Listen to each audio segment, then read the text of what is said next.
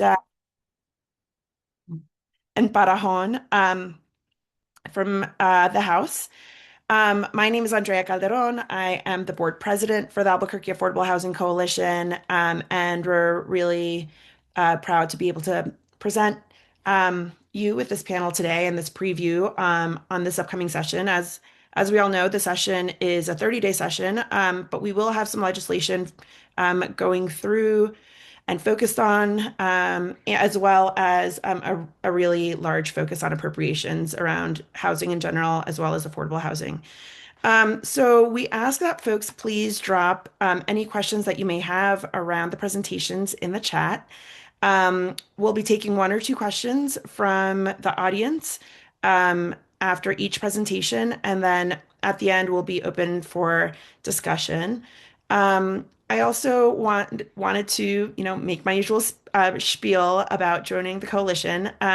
If you would be interested in joining the coalition and are interested in continuing and engaging in this programming, please consider joining on our website, which we'll shortly drop in the chat.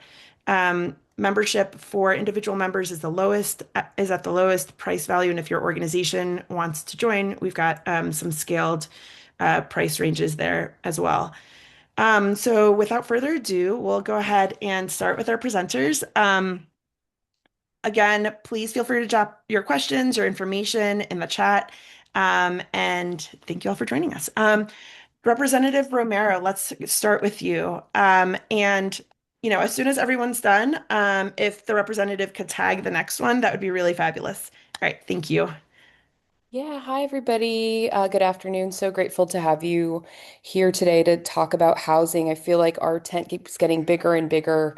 I'm Representative Andrea Romero from Santa Fe and the Norte. We cover the city of Santa Fe all the way through the Poaque Valley into the Espanola Valley, four sovereign pueblos as well in our district, Poaque, Nambe, San Ildefonso, and Tesuque pueblos. And so we have a lot of diverse interests in housing, of course, that span and run the gamut in our community. One quick victory for those of you who support the Pathways Shelter in Espanola. They just received their permit. I'm sure many of you are celebrating that with me, and we're going to be looking at how we can continue to fund that program. Along with the linkages program as well. Our office is hunting down the funding. If our staff is listening, I'm looking at you, Claire. That we're just wanting to make sure that the governor's budget is reflective of doubling the linkages budget for outreach for those in need of those vouchers and the programs that linkages has been promoting through the Department of Health in New Mexico. Our focus this year, as far as bills go, we're going to be looking at production side of housing. So I'm going to be working on essentially a two-part bill. Very straightforward, simple, that that we know it's going to be essentially looking at how we can help look at ADUs or casitas by right, building those, which is already law in Santa Fe, and as well as using all of the commercial property available for building residential. These are two initiatives that we've got plenty of data and information around. We know that, at least 14 to 18 states have done either or. And so we're basically moving this forward, and Pew Research is helping us out in expertise, and we're hoping to get a message with that. And many of the folks on this call, including Senator Ballestas, Senator Bergmans, and others in the state have been working on these issues for a while. And so I'm hopeful that given the coalition from HomeWise to Thornburg to and Quorum Health Foundation, a lot of folks have been really focused on how to help build housing. This will be something that we'll be looking forward to. So yeah, I'm seeing your concerns in the chat. Please feel free to ask questions. But yeah, this year is, we know we need more housing, all of the above, every form of housing from affordable to, workforce housing, et cetera. So this will just be focused on that. And then in the 60-day, we'll pick up a lot of the landlord tenant law that we've been working on in the past. So I'll stop there and I will hand it over to Senator Maestas.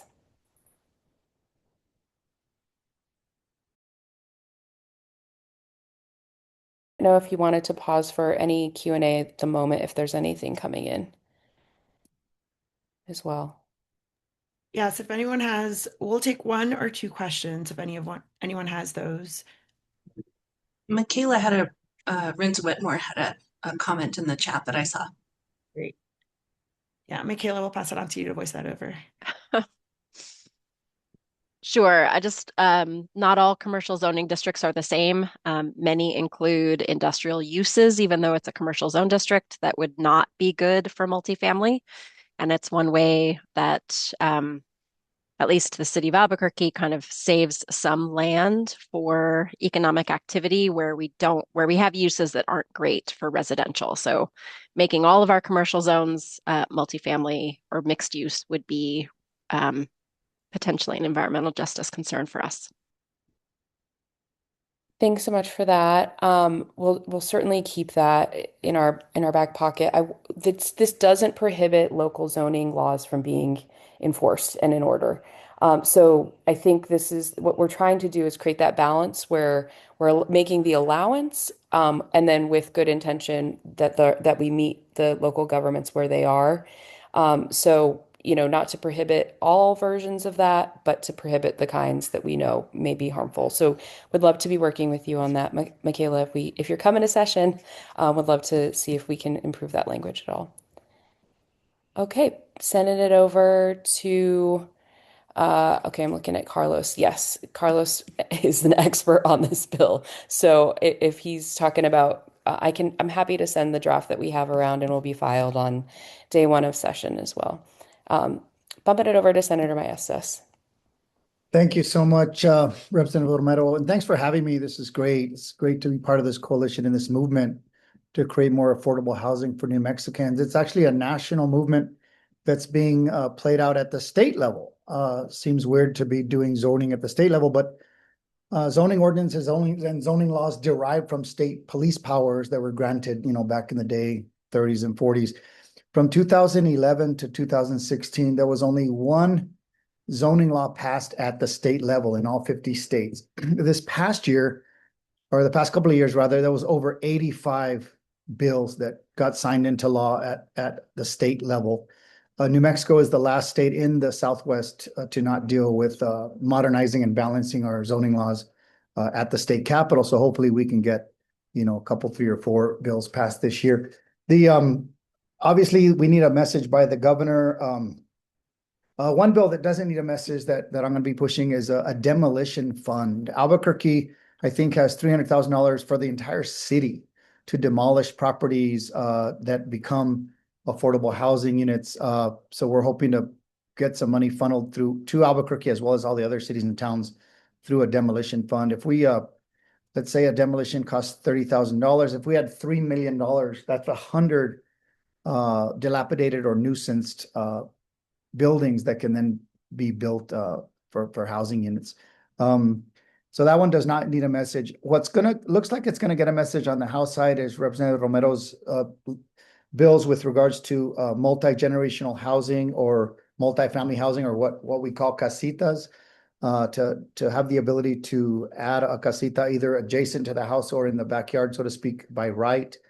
Also, what's sweeping the country and is proven to add more affordable housing is the ability to build a duplex on a piece of property, the ability to build a townhome on a piece of property, or a triplex, so to speak. So that may be in one bill messaged by the governor. What's not messaged on the House side, we'll try to run on the Senate side. These desks are on the governor's desk, and we're awaiting a message. I think we're going to get a message on 2 or 3 of these, but let me give you about 6 or 7 bills. One is to allow small scale commercial uses in residential zones, or the kind of the bodego bill. We don't have that ability in New Mexico, but obviously it would be up to the local governments to have appropriate small scale commercial uses in residential zones, like to make more walkable neighborhoods. For example, a coffee shop, a bookstore, a dry cleaner, something to that effect. Also, what we want to create is a new concept, the Public Land Disclosure and Accountability Act. Just like state government hoards cash, local governments hoard land. So for example, APS, CNM, UNM, the flood control, they all own land as a legal entity. What we want to do is through this Public Disclosure and Accountability Act is identify those parcels of land. If that parcel of land does not fit into that governmental mission, for example, if APS owns a corner lot that they're not doing anything with, and it's not going to become a future admin building or school, then they need to disclose that and put it on the market for affordable housing. This will increase the tax base of local governments, as well as spur economic growth and more affordable housing. The Pew Foundation, I dropped the study that was done last January in the chat. It was incredibly persuasive to me. But Alex Horowitz from the Pew, who's a national expert, suggests that the number one thing to move the needle is allowing residential apartments in commercial zones. My bill doesn't talk about industrial or light industrial. It just talks about residential apartments in commercial zones. And let's see, another one, and these are ideas that we need to talk about as a state. I have a bill that eliminates height restrictions. That there should not be height restrictions. If there's a height restriction of say 34 feet, an architectural plan comes back 37 feet. I mean, it should not prohibit the building of an apartment house or a townhome. Another policy change that's adding more affordable housing, particularly in apartment units, is prohibiting minimum parking mandates. That parking is something that a business or an apartment provides to its customers or tenants, that it should not be prescribed in law. But by removing minimum parking mandates, you lower kind of the heat footprint on a particular city, and it adjusts itself accordingly based on those relationships. But minimum parking mandates are a killer for apartment houses. For example, if there's a 50 units with 2 parking mandates per unit, then that's 50 housing units with 100 parking spaces. If they were to put 1 parking space per unit, they could build 60, 65 units on that same piece of land to increase the housing stock. 2 others that we need to talk about are restricting appeals. Restricting appeals of permitting and zoning.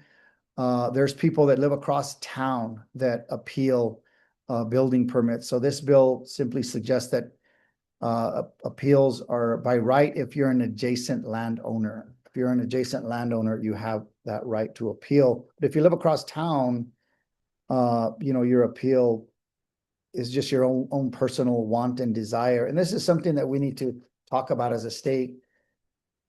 Our own personal wants and desires should not dictate public policy. There's no governmental interest in what I personally want next door or across town.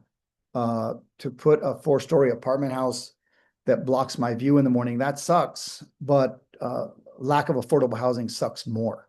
And so that concern is not a governmental interest, it's a private personal interest. So there's a bill that they did in Oregon that's sweeping the nation, and that's administrative decision making, that these decisions should be made administratively. There's no arbitrary government, that it should be made by the law. So regardless of what the law is with regards to zoning and permitting, you should get that permit or that zoning change by law. It should not go to a vote. People should not vote whether it's a good idea or bad idea. Either it's legal or it's illegal. If I pass my driver's test, nobody takes a vote to give me a driver's license. So these initiatives are proven in studies that they will increase affordable housing, and I hope we have a good conversation on these bills and more. Thank you. And let me look in the chat. See, any questions?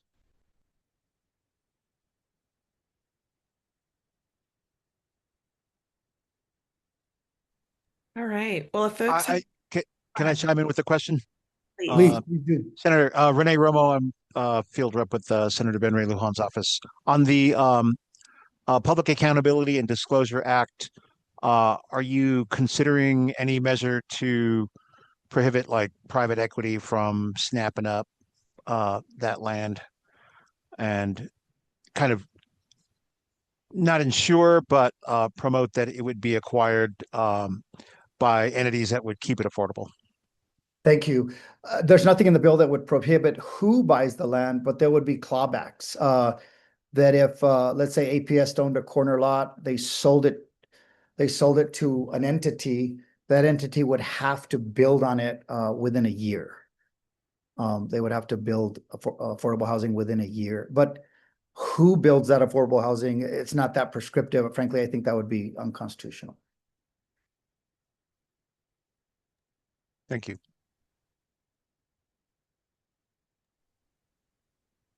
Thank you. Senator Maestas, I have a quick question. This is Miriam Hicks. I'm Director of Housing Development for Soul Housing. We're a local affordable housing nonprofit here in Albuquerque. I would recommend extending that time frame from 1 year to a bit longer. A typical affordable housing property takes about 3 years to get fully developed and that's the tightest timeline that we can really do. And part of that is because of the type of funding that's available to us. So, for instance, if you're using tax credits, then you are restricted 9% tax credits. You're restricted to one application a year. It might take 2 years to get that funding secured. Additionally, if you're doing 4% and you're going after private activity bonds through the state, they have restrictions on the timeline for that as well. So if we stack too many timelines, it's going to create some barriers to development that would be difficult to manage. So a 2-year window would really be significant in the developer's perspective. Thank you for that. Great Sure. advice. I'll look at the language. I think the language allows for the local government or the local entity to extend that time. Wonderful. Thank you. Absolutely. But we don't want private investors to buy the land and hoard it themselves. We want to put a provision in law that they have to build. Agree entirely. Thank you. Really appreciate that. Thank you all so much. Let's move along to Senator Pope. Senator Pope. Thank you, Senator Maestas. Appreciate it. Thank you. Are you able to hear me? All right. So the bills that I have that deal with housing, unfortunately, don't have a message from the governor at this point, but I am going to bring back the bill that sets up a new division in the Healthcare Authority, creating the Homeless Reduction Division. And really want to make sure that we're doing that as an agency and creating a task force and a council to really address what's going on with housing, but more importantly, making sure folks are not going unhoused in our state. I think this is something that we really have to deal with. And the reality is it is a lot cheaper to really help folks stay where they're living instead of coming in later and trying to get them back on track. So whatever we can do and kind of have that central leadership to make that happen. So I'll be bringing that bill back again. The other bill don't have a message as well. What I brought last year, banning private equity from purchasing single family homes, with one caveat, and we're looking at the number right now. I don't really want to get caught up on individuals that set up an LLC that might own 10 homes, 5 homes. That's not the intent of this. But the reality is private equity and these corporations don't call themselves private equity. And I think it's important, and we see what's going on around the country. I don't have the precise numbers here in our state, but we know there is an impact. And the reality is with what's going on at the fairgrounds and other places, we have to make sure private equity doesn't come in and just snatch up properties and hold them when folks are looking for places to live. And then lastly, I have talked with folks. Some of them are on this Zoom. I know there's some capital outlay requests to work with Habitat for Humanity to really have the state invest on building some homes as well. And I think that would really help with some land and some infill that we have in our city. And so that's really what I'm bringing when it comes to housing. And I'm willing to take any questions.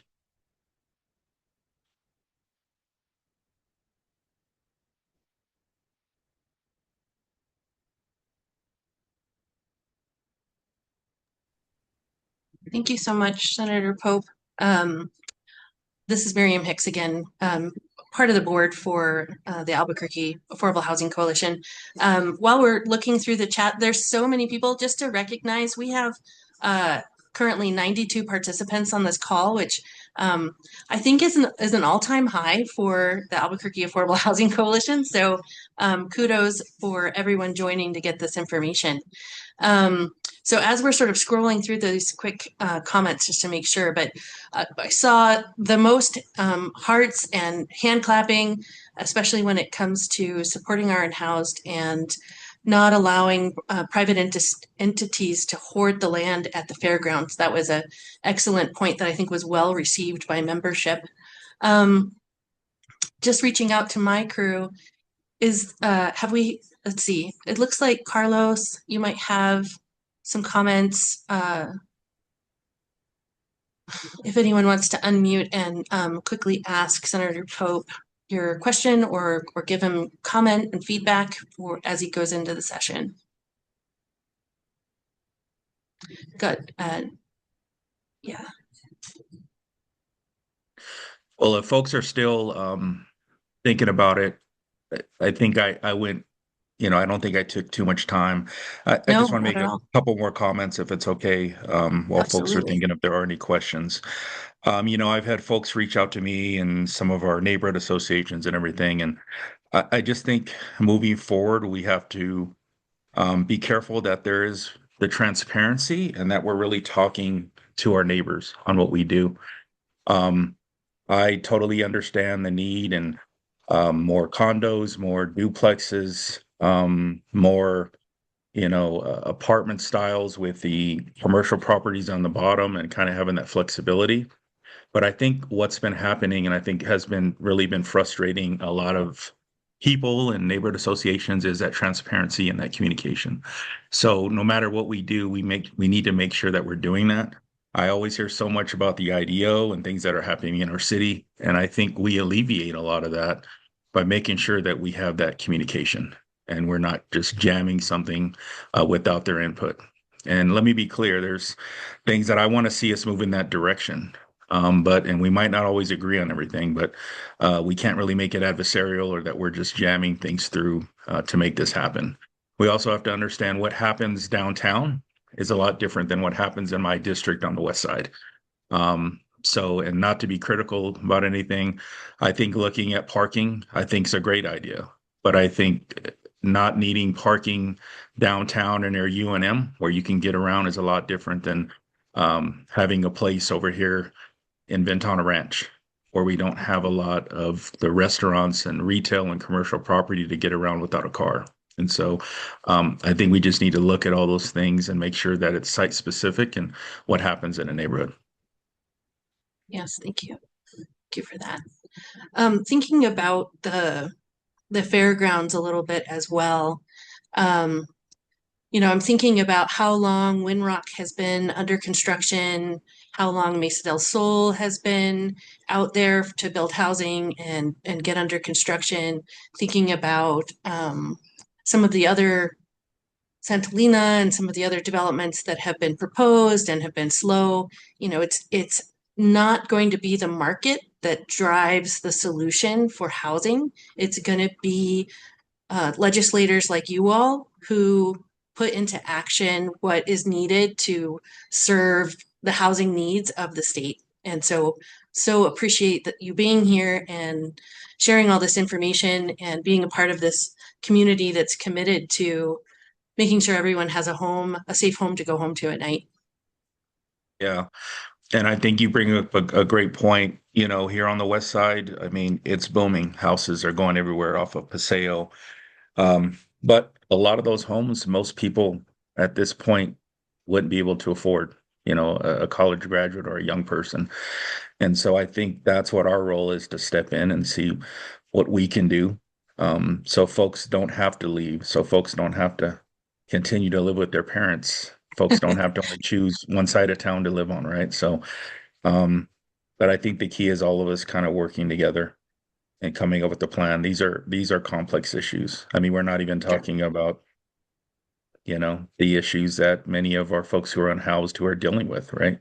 separate from just the affordability. So I Absolutely. might have one question. Okay, I'll chime in. Thanks. Senator and everybody, this was a great meeting. Senator Pope, I've brought this to you before, and it really rang home for me with the quirky book situation where in the court decision they kept saying, well, housing isn't a constitutional right.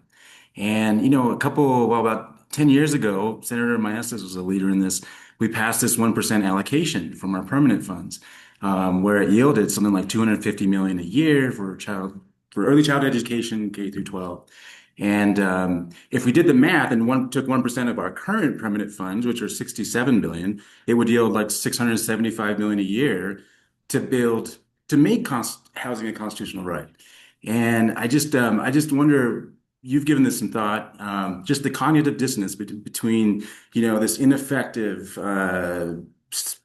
paralyzed situations of homelessness downtown and around the city, but this mass wealth that we're accumulating. And Senator Mo said it earlier that we love to hoard cash in the state for whatever reason. So just wanted your thoughts on that. And maybe not this session, obviously, but sometime in the next few years. No, I mean, not this session. And unfortunately, I'm not on Senate Finance or in there, but I think we've had this conversation before. I agree with the senator in a lot of scenarios on this with Senator Maestas. I think we've done a great job of putting money away for the future, but I think in some ways we've done too much. We focus more on 20 years down the road and those folks what about our people that are suffering now and communities now?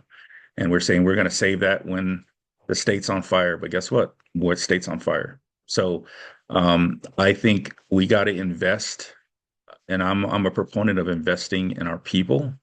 We're always investing in corporations and companies coming in, but let's invest in our people. And I think that is something I would be fully supportive and working with community. And let's maybe try to do that for next session.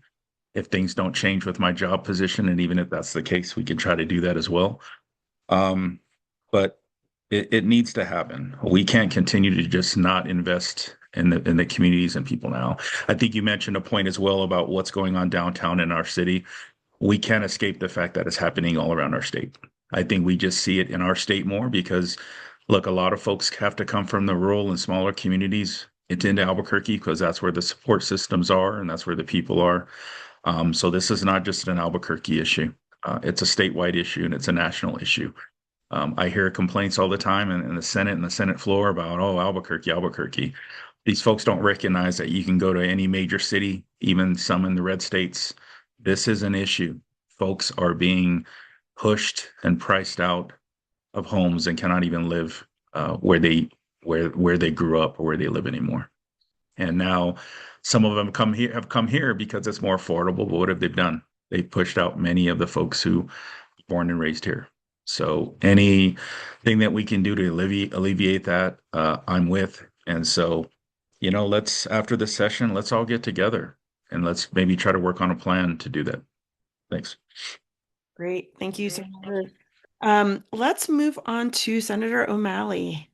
Senator O'Malley. Hello, everyone. Good afternoon. I think I'll just take these off. They don't seem to be working.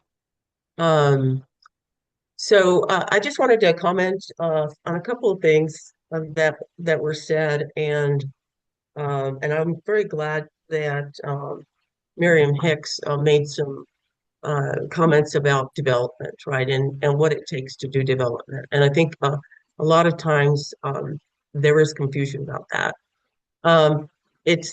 So it costs what it costs to build a house, and typically the private sector builds homes. And so when the government comes in or the public comes in, they're saying, okay, we want to make this project affordable or we want to create affordability here. And usually the land is forgiven. The land is usually given to the developer. So that reduces some costs. But the costs that are really creating the high cost of housing is really it's construction materials, it's labor, and not only that, of course, the interest rate. So now you've got a developer that if they want to build homes, we're either as a government going to buy down the cost of that house, And that's typically probably $150,000 for a single family house. Or we're just going to let it go to the market. And I don't have a problem with us producing more products because I think we need more competition. But if we're talking about affordability, keeping something affordable, you have to have the public involved, the public money involved. That's a subsidy. It's either coming in the rate of in a way of abatement of taxes, or it's coming to as a direct cash to a project. And so for example, the county did get some money last year for housing. They purchased some properties. One they purchased not very far from me is an apartment complex. It's for permanently affordable housing. The county owns it. They can put controls for affordability for the long term. They also purchased a motel for transitional housing for families and these families to help. This is of course a real critical thing. So it's about money, right? And as was mentioned by Javier and I know Senator Mills is feels this way, it is frustrating when you don't get money out on the street when you have the needs that we have. We've basically invested this money. It's in trust funds. And so now we're sitting on billions of dollars, and it's like again, for future generations, it's like, what about this generation? We need to put that money out on the street now. And I've always been a fan of that. When I got into the county commission, I think we were over reserving funds. And I said, how can you tell people that you're going to raise their property taxes when you're over reserving? And so we took that money, the five of us, and split it and said, we're taking it, getting it to projects. And I'll use an example of projects, not just housing, but the infrastructure around housing, right? Parks, community centers, all the things that are quality of life. There should not be a big pushback about getting funding for those projects. And another example I have is off 4th Street. We have an affordable housing project. The land was given to the developer, the taxes are abated, all these things to make it affordable, permanently affordable for the long period. Now we want to do this sort of like hybrid community center. And it's like $15 million. That's nothing what the state has, right? But it's going to be a challenge to get that money out of the state. So this is the frustration I'm having too. And I know that Senator Maestas, we've had these conversations. Get the money out of the street. The other thing is having to deal with zoning. And so I push back a little bit on the zoning issue because I feel like right now you could say, I mean, maybe at one time you could say, okay, well, it's the density issue and things like that. We don't allow density. But now we have real You know what? issues Because my mind around. is listening to this, and so I'm gonna go straight down. Okay, somebody I guess is talking. Okay. So it has to do with cost of housing, and that's just a reality, right? One thing I will not support, and this is the people I represent, I will not support unlimited height in communities. We have neighborhoods throughout the city. We are a community of neighborhoods that are very distinct. I represent a big portion of the North Valley. We do not have a problem along the corridor. We've densified 4th Street. We're allowing more density on there. For me, a lot of it is we can, of course, we need to have higher design standards. I think that's what communities get angry about. It's like that looks, so you can tell something isn't built well or it's kind of cheap looking or whatever. We can point to great projects on 4th Street where they actually had, high standards of development. And I think that's important to communities. A density belongs along corridors, also the services and things. Those also need to be near corridors. But I think when you start to think, oh, we'll just allow any kind of height within neighborhoods, especially single family neighborhoods, those aren't the people I represent. And I'll tell you straight up, I will not support something like that. But otherwise, I feel that, these are some good things that folks have spoken about. I think can move the needle. But again, it's cost, and we're going to need to put a lot of money towards this if we want to make things public funding towards these projects if we want to see them happen. Thank you. Thank you, Senator O'Malley. Really appreciate that. Just to move us along a little bit, we're slightly behind. We're going to go ahead and move over to Senator Dow, unless anyone had any, burning questions right now. Um, please feel free to drop your questions in the chat. That would be really great. All right, Senator Dow. Or, I'm sorry, Representative Dow. I actually don't know if she's on yet. She's Andrea. not. Okay, I'm seeing that. All right. Andrea, if she, was she, which I don't know which bill she was going to present, but we've been working on the abandoned and vacant property tax credit. So when you're ready, we can speak to that if she's not on the call yet. Great. Roger, would you actually mind sharing a little bit about that right now? Sure.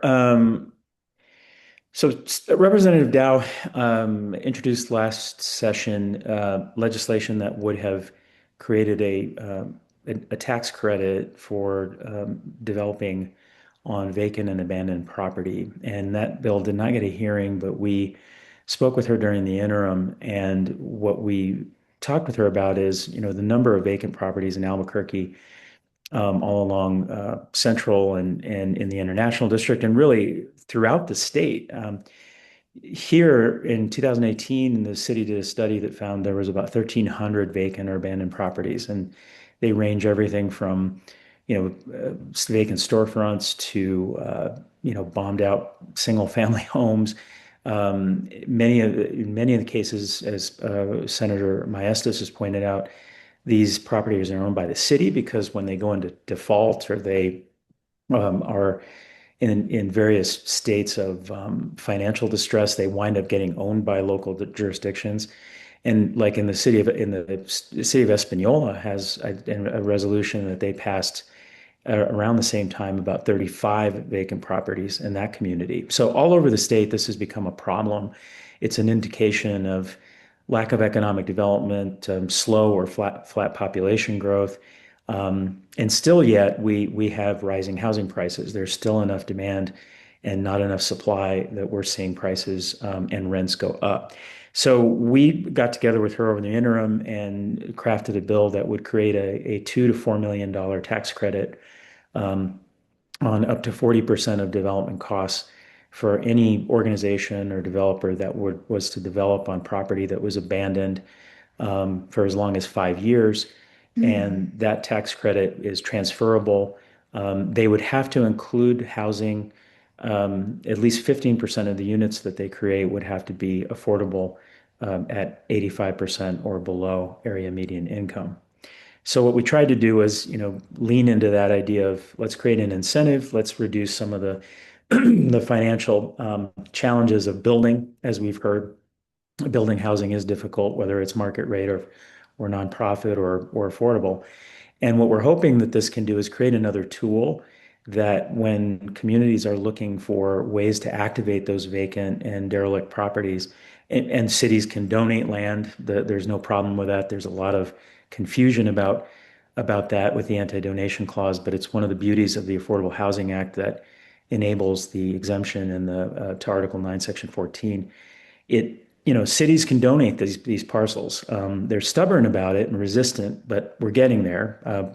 Cindy Chavez of Bernalillo County has been great about breaking down some of the bureaucratic barriers. And so if we can find ways to get local government to provide the opportunity to work on those lands, or we can identify resources to acquire them, or private organizations or like Habitat or private developers build on those. We hope that this tax credit might overcome some of the feasibility problems so that those properties can get activated. We'll see affordable housing there, more activity, more economic development, more GRT collected, and ultimately down the road start to see that tool get utilized more frequently. So that's essentially the bill, and we hope you'll be supportive of it. Thank you, Roger. And if you have a one pager or some information, perhaps even a draft of the bill that you feel comfortable sharing, please feel free to do that in the chat and appreciate you sharing on that. Another bill that, by the way, Roger, is from the Center for Housing Economics, and so has been really active in supporting the development of a number of bills at the state level. And I know, Roger, you've also been working with Senator or Representative Barahon and Senator Bergman's um, on bills. And so I will go ahead and pass it off to Representative Barahon and Senator Bergman's representation. I am wondering if Representative Parajon is able to join us yet. We have been working together, so I really don't want to start without her. I think she will be available in like just a few more minutes. I know there was a question someone I think had for Roger in the chat, which was asking if the properties are donated to private, are these properties donated to private developers? What advantages do nonprofits have? In regards to the bill you're working on with Representative Dow, I'm also interested in that question. Oh, say the question again. I'm sorry. I'm just reading from Diana Bustamante. I'm not sure if you want to share the question, but it says, are these properties donated to private developers? What advantage do nonprofits have? Are these preferred? Yeah, okay. The question has to do with, the tax credits for vacant properties or abandoned properties. So it would be for anybody, private developers, or is there like priority to nonprofits that are already doing some kind of affordable housing? That would be my question. Thank No, you. it would be available to anyone. Of course, nonprofits don't pay income tax, so they wouldn't be able to use the tax credit, but it is transferable, so they could sell it. So we've talked about Habitat and Espanola using the tax credit. So the way that would work is if they were to acquire one of the properties either through donation or purchase or something else, um, they could build, and of course they use volunteer labor, but they would have costs associated with that. They could get the tax credit, and then they could sell it to a taxpayer who needs, tax relief, and then they could sell it at a discount, and then take those funds and put that back into the project. So it's a versatile tool, can be used by nonprofits. And then if a for-profit, wanted to do that, they would be required to include affordable housing as part of the project. And one other thing I forgot to mention is that we made a 50% set aside for rural communities because um, we were concerned that if this thing caught fire and got going, that a lot of these properties are in urban areas. We want to be sure that as we do the first an iteration of those, that we're sure that sorry, a lot going on. That we're sure we don't leave out rural communities that might take a little bit longer to assemble capital and put together projects. Okay, thank you.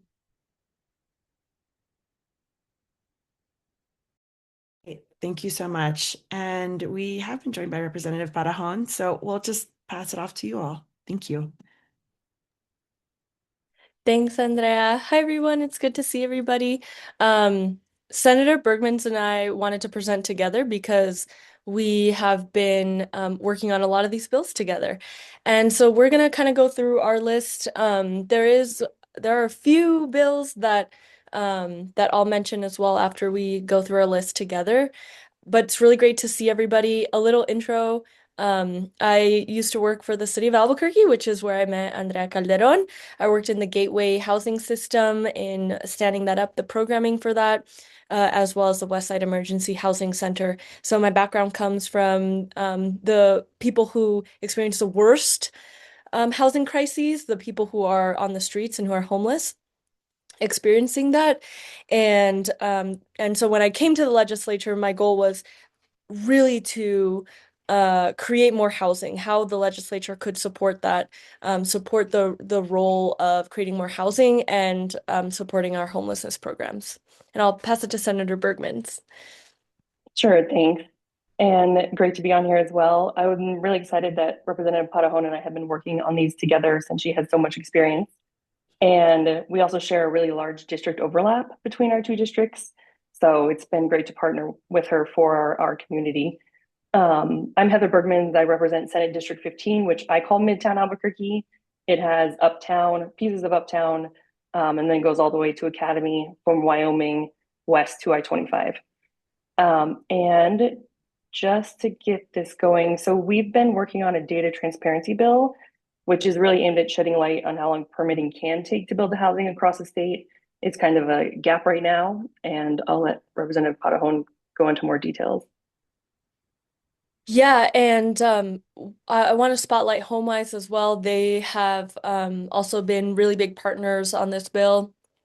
This essentially, um, right now we don't have public data for how long it takes to approve a housing project. The city of Albuquerque did something last year where they started opening up, making that data a little bit more public. And for a single family housing development, it went residential development, it went from being taking 112 days to taking 15 days. And so we know that having more data transparency certainly increases the problem area, finding out problem areas. So Senator Bergmans will tell you what the bill does. Basically, it will ask municipalities to publish this data and also submit it to, for sure, the legislature and also the governor. The legislature and MFA. MFA.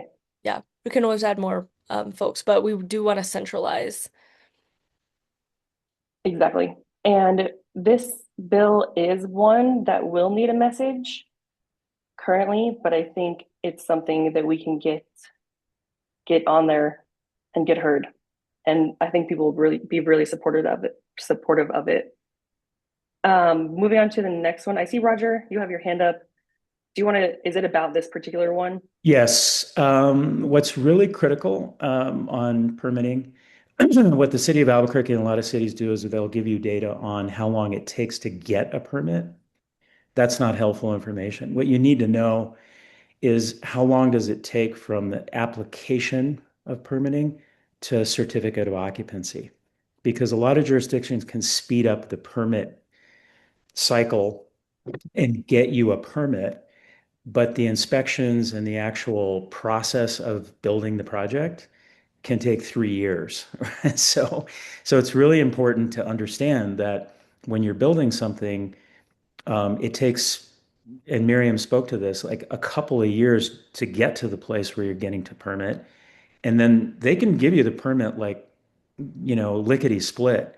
But if it takes 3.5 years to get it out of the ground with the city jurisdiction to get certificate of occupancy, then you're not getting anything. So it's really, really critical that the data reflect that, because it's very easy for them to kind of cloak inefficiency that is just really serious in Albuquerque by just saying, "Oh, we reduced it from 112 days to 15 days."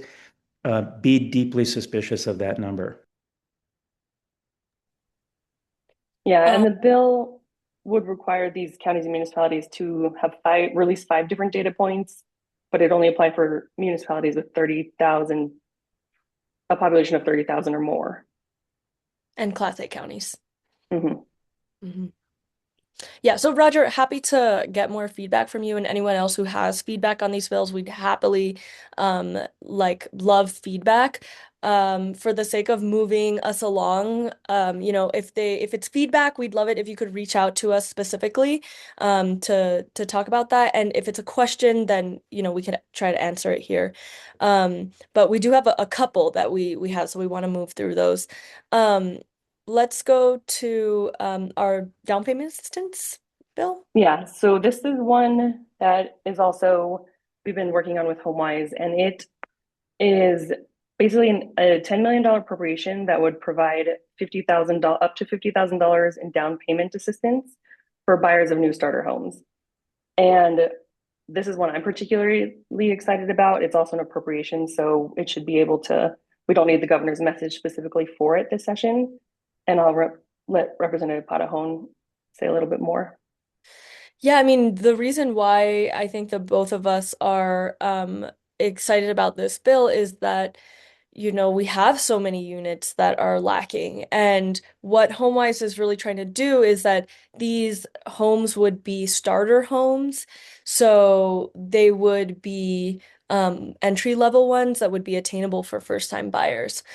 And we're really excited about this program because it would provide a sizable amount of down payment. So that $10 million would go to around 200 homes. I think there was a question here about first-time buyers. I don't believe that it's limited to first-time buyers. Yeah, I think that's correct. This is the idea behind this one is to be more broad than just a first-time homebuyer program. Great. We're going to go on then to our new developments bill. And this is a bill that we've been working on with the home builders.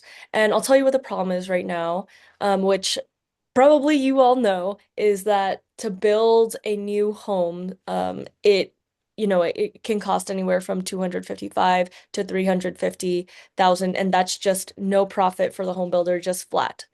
Which is significantly higher here than it is in other states because of things like GRT, for instance. And that makes it very difficult to build entry homes, especially for middle-class New Mexicans who don't qualify for that affordable housing subsidy. Yeah, and so the approach we've taken after many, many conversations with the home builders and lots of work on this idea is that we're going to ask for a $30 million appropriation that will be administered by MFA. And this will really support the home buyer and the builder with $10,000 down payment assistance, something that transfers to the buyer at the time of sale. Yeah, and we're hoping that the impact of this is that the home builders came to us with a larger ask, and this bill has evolved. It used to be a GRT deduction. We have changed it because we really feel that we need to understand whether or not this money makes the impact that we want it to make. And so MFA is committed to implementing those dollars for the first 3 years.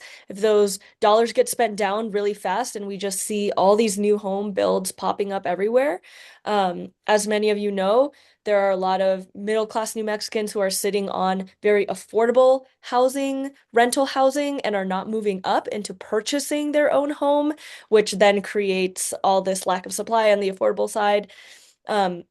If this can work in a way that we just see an explosion of housing for a lot more bang for our buck, then we can really start considering ways that we would increase even more homes in New Mexico. Yeah, and so that basically covers the three that I've been working on with the representative, but I know she has more if you want to continue. And you can unpin me if you want. Are there any questions? I've seen some discussion. 80 to 120%. Miriam, yes, I think we're looking at the 120 to 170 range actually. And then buffing out the programs for the 80 to 120% programs, what MFA defines as affordable. We hope that with our down payment assistance bill will be more effective with that population.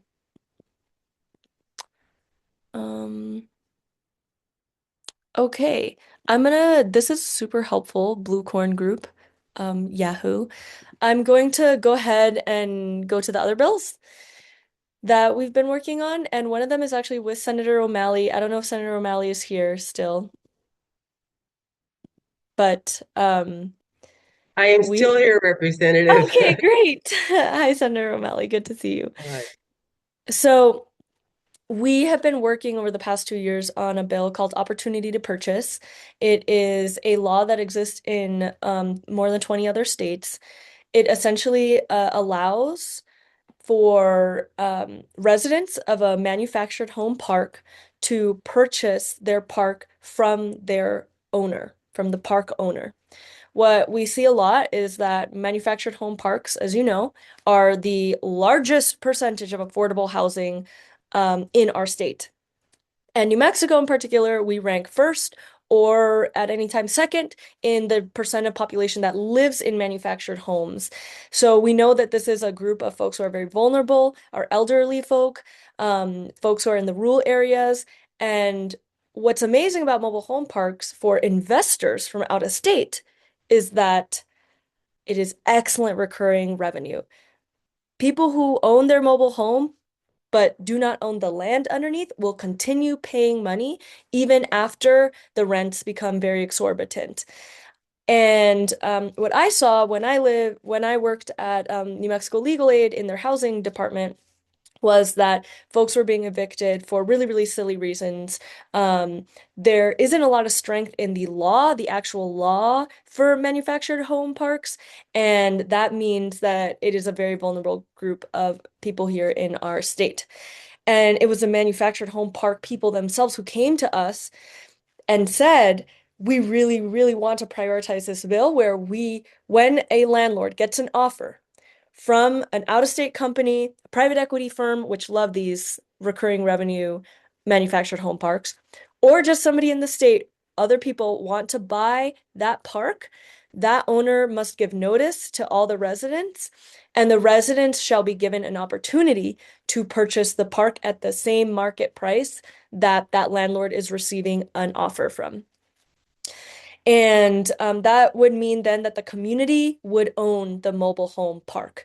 We think this is a great entry into some of the more progressive ways of owning property that other states have pioneered, where there's joint ownership of like an apartment building, for instance. Winter, did you have a question about that, Bill? I just wanted to mention something that since we've had a hard time getting through the Senate on some of these housing bills or getting heard in committee, because this is happening every day. Like there's another one in Santa Fe that I just heard about yesterday. So people are losing their homes and getting pushed out all the time. So there is a foreclosure court program where homeowners can go to if if they're going to be foreclosed upon it. And I was thinking maybe we could add something into that program about mobile homes so that at least until we get this purchase program passed and set up, et cetera, there's some protection. I don't know if it's, possible this session, but I just thought about it recently and thought maybe that could work because the courts are not doing it. The magistrate courts and the metro court are not covering it. So Yeah, that's great. A great issue that you're raising. And so I think, it was difficult to get it through the Senate. This bill is germane because it does have a tax break. It has a tax like incentive for landlords to do the business with the neighborhood association neighborhood association entity that's formed to purchase a park. Um, and in terms of like something more immediate, Winter, I think that would definitely be something we should discuss to see if maybe there's parts that we can break out to make it since it's a more urgent issue. Um, so that is the opportunity to purchase bill. And Representative, I just wanted to say a couple of things. yeah. I'm just really encouraged that there are quite a few of these uh, purchases that have occurred in Colorado and surrounding states, and it's been very encouraging. There's a very successful um, nonprofit organization, lending institution called ROC that provides technical support and also has access to the financial resources to help communities. Because I was concerned about that, right? But also technical assistance on and putting together, purchase agreement or helping to organize a mobile home park a residential community. And as was representative was saying, this is just so this is one of the challenges, of course, a lot of times, or mobile homes, depending on the foundation, are considered like a vehicle. So it's a piece of property, right?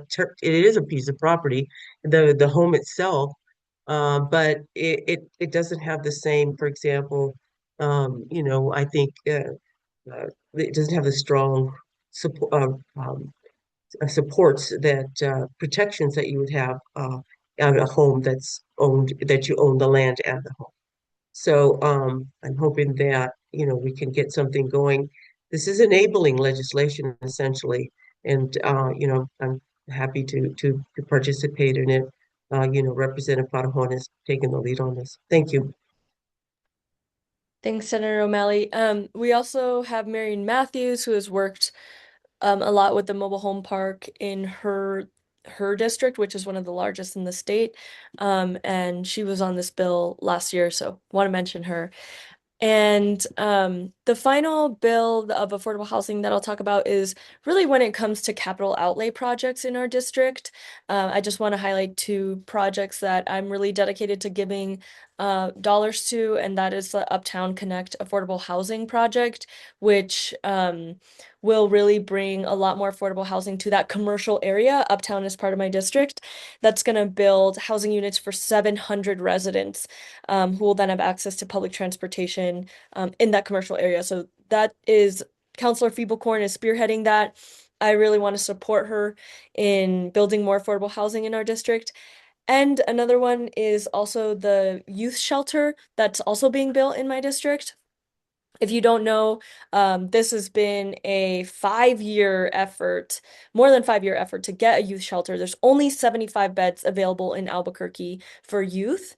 Homeless youth in particular are very vulnerable, and the project they'll be finishing it this year, thanks to a lot of capital outlay that folks have given over the year, including myself and other members of the legislature. So that's my summary for all the bills, and don't know if there's any other questions. Guess she's not gonna sign on to ours, huh? No, not. Oh, Roger, you're unmuted. I did hear that. I can mention the GRT bill, Roger, and talk a little bit about that. I think one of the questions that I still have is just the financial impact of the bill. And for a lot of these bills, right, one of the reasons why Senator Bergman's and I care so much about that housing data transparency bill is that it will allow us legislators to make stronger, more informed decisions for housing. And Roger Valdez and his team have put together a really incredible proposal for affordable housing, which eliminates GRT on those housing projects. For housing projects in New Mexico, they can be up to 8% of that cost is on GRT. And as a member of the tax committee, that is something that we are very concerned about, and something that I'll say that the tax committee has not looked at. We have GRT breaks for gas. We have GRT breaks on UNM football game tickets. We have GRT breaks on all sorts of things. So at least in the tax committee, we really want to examine how taxes can be better used to support the development of affordable housing. Roger, if you want to say anything. Oh, yeah, sorry, isn't Zoom wonderful? I was thinking about the property tax thing, but you did a beautiful job of presenting the GRT bill. We're working with Senators Padilla and Nava on that, and we would love to have Representative Parajon sponsor in the House. So we're talking with her about that. But all of this is going to get kind of wild. But yeah, so what you did a great job presenting it, but basically, yeah, there's all sorts of GRT deductions. This one would, I'll just give you an example. Bernalillo County and Albuquerque got 80 million in capital outlay for affordable housing. But it's really only 75 million because Albuquerque and Bernalillo will tax that 80 million for $5 million and sort of recycle those taxes into the system. And so our point with this bill is if you're going to build affordable multifamily housing in New Mexico, you shouldn't have to pay GRT. And one of the things that you'll hear from local government potentially is, well, that puts a hole in our GRT revenue. But, look at Albuquerque, $577 million in GRT annually. If $100 million worth of affordable housing was built in the city, they would lose about 7.5 million in GRT at about a little bit more than 1% of that 577 million. And that would be a one-time GRT hit that would produce housing that will last for 50 or 60 years. So this is a really smart, efficient way of saving money for affordable housing, increasing the number of units that can be built, reducing the rents, and reducing the kind of debt that has to be taken to produce it. So we're hopeful we'll get your support on that from this group and from others as we go through the system. I put a one-pager in there on it so you can take a look at that. Thank you, Representative. Thank you all. And I see Randy Trainer, you've had your hand up for just a moment. Yes, thank you. I was hoping that the representative would discuss the bill that amends the Metropolitan Redevelopment Code to create affordable housing. Yes, so I can discuss that one briefly, and Randy, that's another one that I think we have a meeting for that today or tomorrow. There's a lot of housing bills this session, which is awesome, and all of them are targeting really the production of housing and increasing more housing. But this bill in particular amends the MRA, and it adds a special designation for affordable housing to really address some of the high increases in taxes that multifamily homes are seeing, multifamily developments are seeing right now. Because of the way that the tax assessment has been changed, it has meant that, there are some landlords who are considering really, really pushing those tax increases to their people who are renting. And because we don't have that much supply, that creates, right, an even narrower amount of affordable housing. So this MRA bill would add a new category to the Metropolitan Redevelopment Code, which leverages tax increment development, leverages a bunch of other tax programs to increase development, and it would really help to alleviate, especially for affordable multifamily units, those tax hikes and increases. Rand, if you want to add anything, but Senator Worth is carrying that bill in the Senate. Yeah, this we think this bill can create 8,000 new homes over the next 10 years.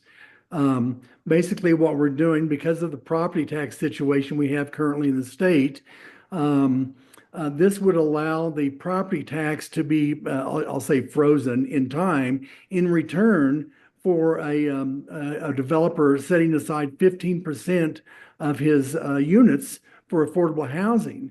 And the intriguing part of this bill is that it applies also to existing structures. And so you have the ability to almost immediately impact the supply of affordable housing because you don't have to wait for the construction time, which we've been talking about earlier, 3-4 year periods of construction. So this bill particularly has the advantage of immediately impacting the supply of affordable housing. So I'll leave it there for now. But thank you for the time. And I just dropped the one pager front and back on that bill in the chat if you want to take a look at that one. Director Bruner, I see your hand. Great ahead. Yes, thank you. So I do want to also add that we are offering a similar bill in a way, but to double the property tax exemption for MRA projects from 7 to 14 years, which I think is a very basic, straightforward approach to promote housing. It's a very popular program at 7 years. I think it'll be even more popular at 14, and really give a lot of developers the cash they need on the front end to execute on housing and other types of developments. So you can look for that as well at the session. Senator Bergmans is working with us on that already, and we're excited about it.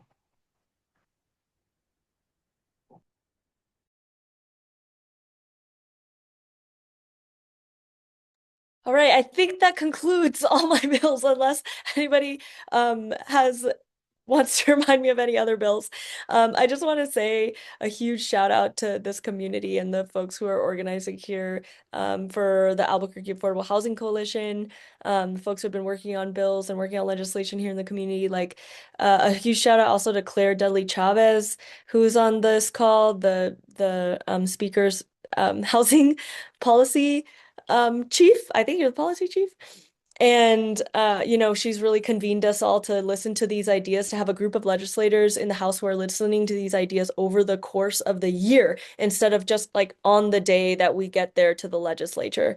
So I'm really excited for this year. It is a 30-day, it's very fast, but a lot of these bills have been up and coming for multiple years. Very excited to see what happens. And I think in the 60-day, we'll have even more opportunity to really work on for instance, some of the zoning changes that Senator Momayesus is leading, and a lot of the others. So thanks.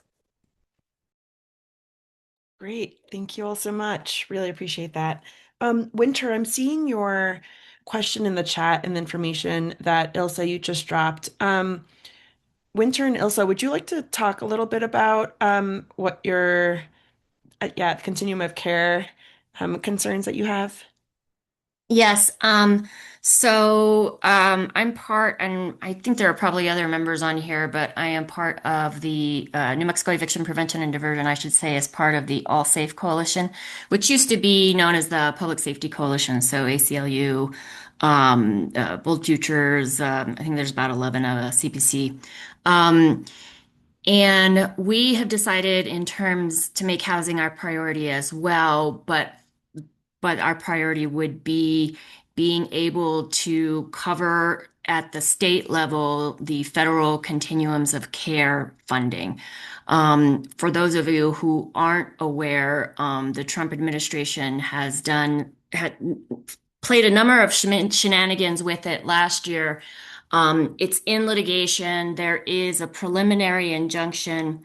The state of New Mexico is a plaintiff now. The litigation is ongoing in federal district court in Rhode Island. And there's two cases, they've been consolidated into one. And I think last Thursday, HUD sent out an email essentially saying, okay, we're complying with the court order right now, but in that email they said over and over again, up to funding, except for funding.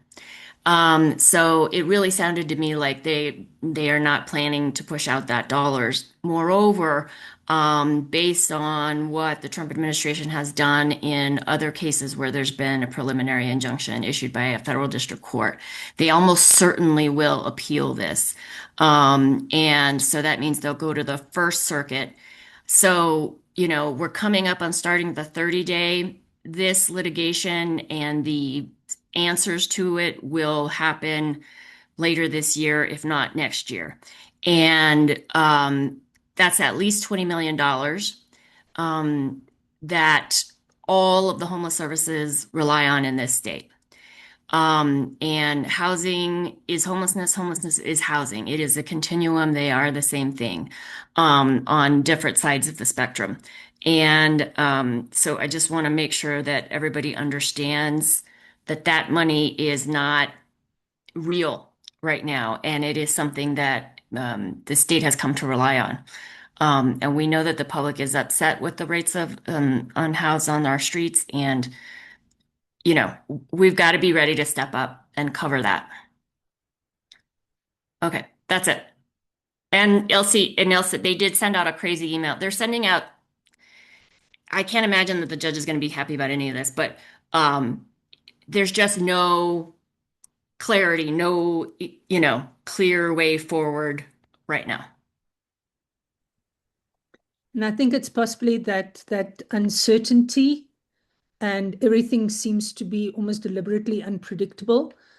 That's really hurting people and hurting the orgs because, of course, they can't plan, or they've almost got a plan for the worst case scenario instead of using whatever we've got now as a stable base and then building on top of that. Everything is just crisis mode. Yeah, and the judge actually said that. So you can't go back and listen to the hearings, but you can listen to them live on YouTube. And she has said, the administration's purpose is to create chaos. And, they continue to do so.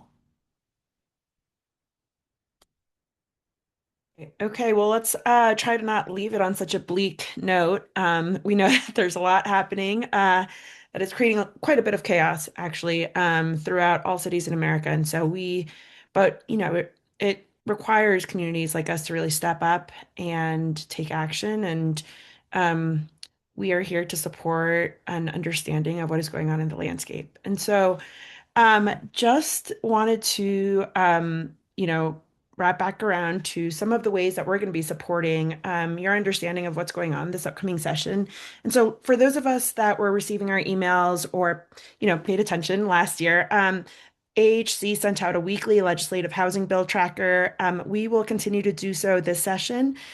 Each week, we made sure that you all had in your inboxes the list of the bills that were introduced that week, as well as including all of the ones that had been introduced to date, and highlighted three specific bills that we thought were of particular importance. We are a 501(c)(3) and not a 501(c)(4), so we do not engage in lobbying. However, if there is any information or educational material that you think would be helpful for either your organization or your neighbors to better understand what's happening, please feel free to reach out to us and we can either connect you to who has those resources or seek to develop the resources ourselves. So yes, thank you, Representative Barahona, and thank you all so much for joining us today. Again, I think we're gonna just end a couple of minutes early and everybody could have 10 minutes back, unless we had any burning questions. Um, And since I'm not seeing any popping up, yeah, we'll just go ahead and give people their time back. And again, please consider joining as a member of the coalition. We are supported solely through our member base currently. And so, you're welcome to join us at an individual level and organizational level. As much support as needed would be really helpful to keep some of our operations going. So thank you so much for joining us, and we all wish everyone the best this upcoming session. Thank you.